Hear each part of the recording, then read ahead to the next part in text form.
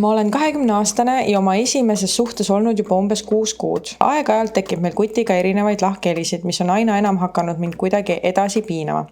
Näiteks USA presidendivalimiste ajal küsisin temalt, kelle poolt tema hääletaks, kui peaks valima, ning ta vastas koheselt, et muidugi Trumpi. Mina, olles pigem uuendusmeelne, mitte konservatiiv, olin kohe väga segaduses, sest minu isiklikud arvamused ei lähe Trumpi vaadetega kohe üldse kokku. Hakkasime siis kutiga vaidlema ja seletasin talle, et meie riigis sellise minevikuga kandidaat nagu Trump isegi ei saaks osaleda ja tõin välja asju, mis mulle Kamala osas meeldisid.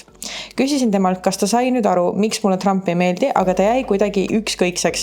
Ta isegi ei seletanud oma vaatepunkti eriti palju ja mulle kohati tundus, et ta lihtsalt valiks Trumpi, sest Kamala on naine. Kas inimesega saab koos elada ja tulevikku planeerida, kui meil nii erinevad maailmavaated? Tema on ikka samas öelnud, et ei ole ühtegi inimest, kellel samad arvamused, aga mina selles olukorras mõtlen ikka, et arvamustel on vahe sees.